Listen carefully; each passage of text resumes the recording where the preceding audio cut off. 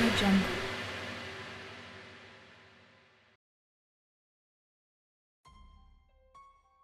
अस्सलाम वालेकुम प्यारे दोस्तों, जुल्फी नॉलेज लैंड में खुश आमदीद। गाजी एपिसोड 4। मैं तयशुदा वक्त से करीब 10 मिनट पहले इस मुकर्ररा जगह के करीब पहुंच गया। वो जगह खासी गुंजान थी। मैंने करीब ही एक बुक स्टॉल पर मुख्तलिफ रिसाले देखने शुरू किए। मुकर्ररा वक्त से 5 मिनट पहले ही मुझे कांटेक्ट दिखाई दिया। हम दोनों ने एक दूसरे की पहचान और सब खैरियत के लिए लिबास पर मखसूस रंग के रुमाल लगाए हुए थे। दूसरी चेकिंग के लिए नजरें मिलने के बाद मुझे अपने दाएं बाजू को एक मखसूस हरकत देनी थी, जिसके जवाब में कांटेक्ट ने भी एक मखसूस हरकत करनी थी।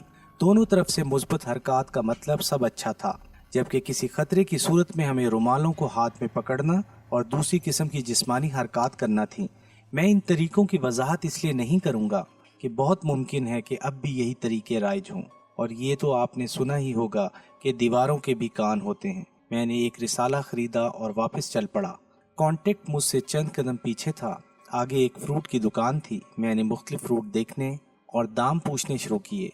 कांटेक्ट मेरे बिल्कुल करीब आन खड़ा हुआ और इसने भी फलों के दाम पूछना शुरू किए। मैं कपड़े का एक थैला हमरा ले गया था। इन दिनों प्लास्टिक के शॉपर्स नहीं होते थे। मैंने पहले 2 किलो आम लिए। दुकानदार ने कागज के लिफाफे में डालकर मुझे दिए, जो मैंने थैले में डाल लिए। मैं अब बाएं हाथ में थैला पकड़े हुए था। कांटेक्ट मेरी बाएं जानिब खड़ा था। मैंने लीची दिखाने को कहा। जो ही दुकानदार लीची उठाने को वापस घूमा, कांटेक्ट ने एक पैकेट इंतहाई तेजी और फुर्ती से मेरे थैले में डाल दिया। मैंने कुछ लीची ली और दाम देकर वापस चल पड़ा। कांटेक्ट ने भी यकीनन मेरे जाने के बाद कुछ फ्रूट जरूर खरीदा होगा। करीब ही से मैं एक टिप्पू में सवार हो गया।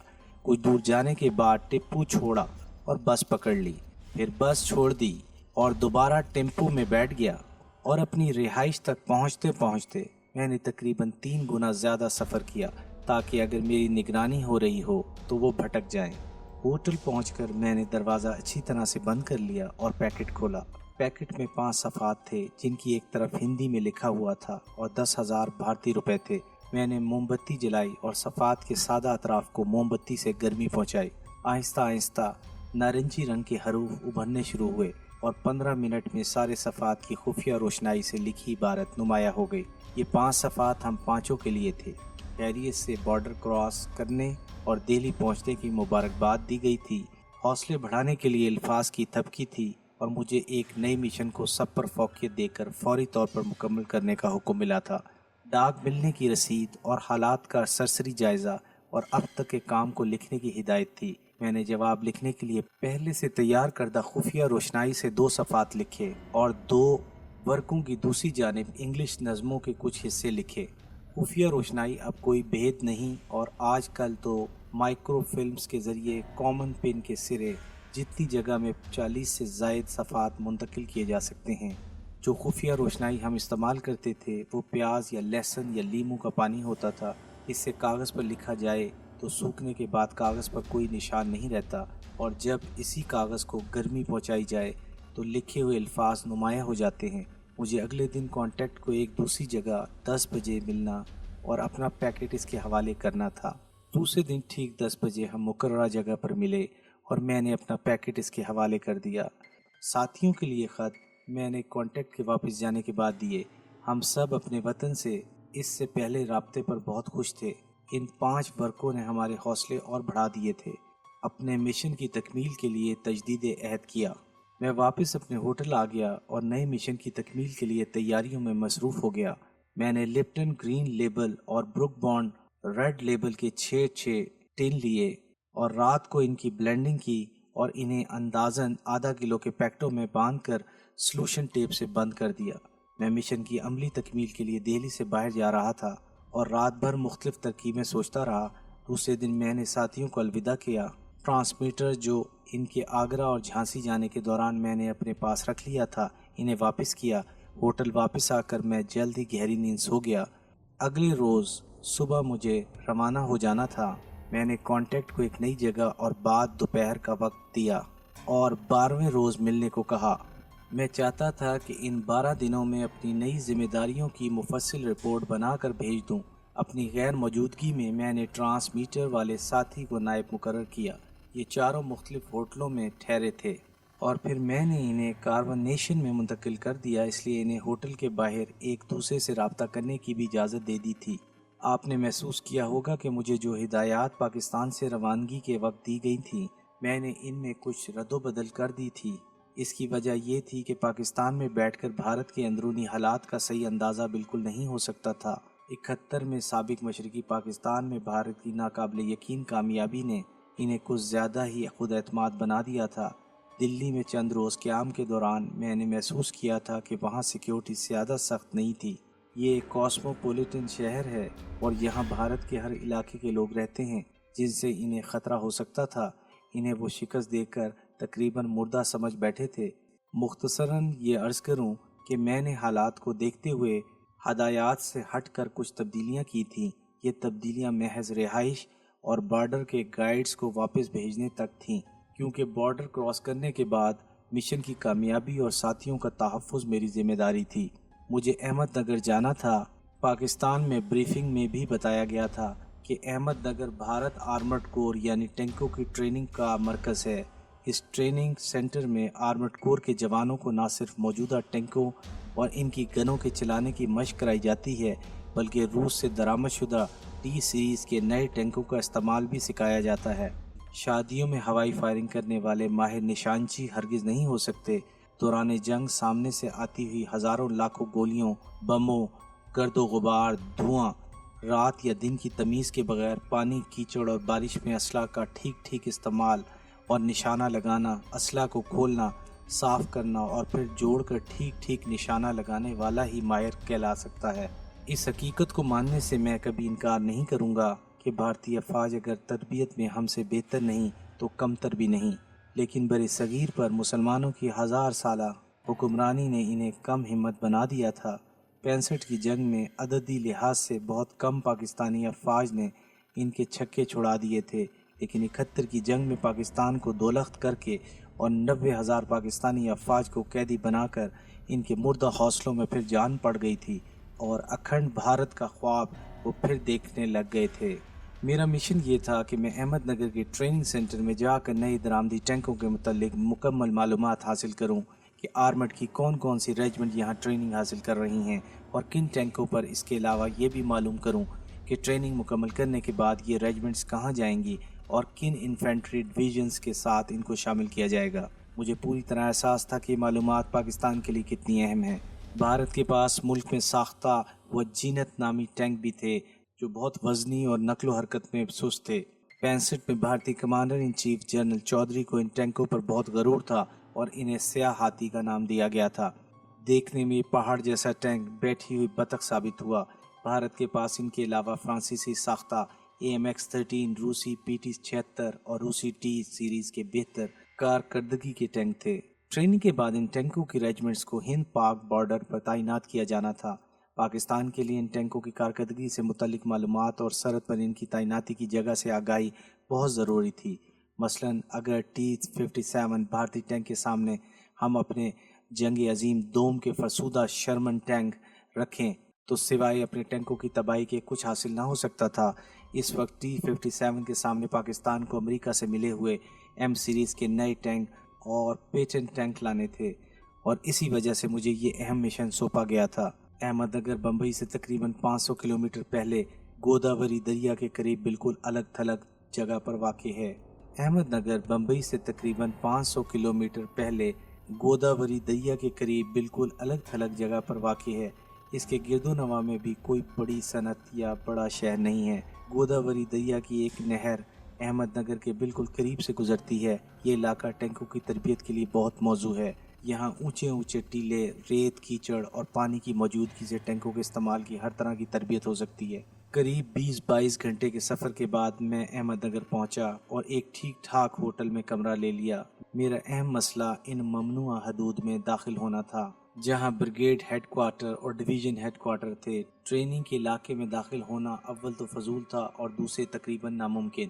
میں نے بریگیڈ ہیڈ کوارٹر اور پھر اس کے توسط سے ڈویژن ہیڈ کوارٹر میں پہنچنے کے لیے اپنی بلینڈ چائے کا سہارا لیا اور دونوں جگہوں پر 21C اور ADOS تک پہنچ گیا اور لنگر کے لیے اپنی چائے پیش کی۔ میں نے انہیں اپنا بمبئی کا نیو نارک پاڑے کا ایڈریس، بزنس کارڈ میں نے دہلی ہی سے بنوائے تھے دیا، اور احمد نگر ہوٹل میں رہائش کا بھی بتا دیا۔